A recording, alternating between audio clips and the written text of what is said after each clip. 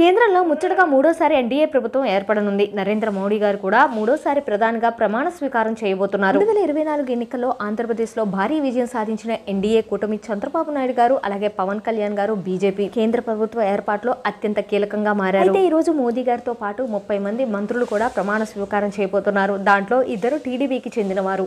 దివంగత ఎర్రం నాయుడు గారి కొడుకు రామ్మోహన్ నాయుడు గారు అలాగే పెమ్మసాని చంద్రశేఖర్ వీళ్ళిద్దరు కూడా మంత్రులుగా ప్రమాణ స్వీకారం చేయబోతున్నారు. ఈ రోజు ఢిల్లీలో మోదీ గారి ప్రమాణ స్వీకారం జరగబోతూ ఉండగా పవన్ కళ్యాణ్ గారు తన భార్య అన్నా లిజినోవా అలాగే అన్నయ్య నాగబాబు గారితో కలిసి ఢిల్లీకి వెళ్లారు. అయితే ఈ రోజు ఎక్కడ చూసినా కూడా ఎర్రం నాయుడు గారి కొడుకు రామ్మోహన్ నాయుడు గారి గురించే మాట్లాడుకుంటున్నారు అందరూ. దానికి కారణం శ్రీకాకుళం పార్లమెంట్ నుంచి హ్యాట్రిక్ విజయం సాధించి సరికొత్త రికార్డును సృష్టించారు ఎంపీ కింజవరపు రామ్మోహన్ నాయుడు గారు. ఎంపీ రామ్మోహన్ 26 ఏళ్లకే పార్లమెంట్ లో అడుగుపెట్టిన రెండో అతి పిన్న వయసుడిగా రికార్డు సృష్టించాడు. ఎర్రం నాయుడు కొడుకుగా పాలిటిక్స్ లోకి ఎంట్రీ ఇచ్చి కేంద్ర మంత్రివర్గంలో చోటు దక్కించుకున్నాడు. మాజీ మంత్రి ఎమ్మెల్యే బండారు సత్యనారాయణమూర్తి చిన్న కుమార్తె శ్రావ్య అనే 2017లో ఈయన వివాహం చేసుకున్నారు. వీళ్ళకి 2 పిల్లలు ఉన్నారు. ప్రస్తుతం ఈయన ఫ్యామిలీ ఫొటోస్ కూడా నెట్టింట బాగా వైరల్ అవుతున్నాయి.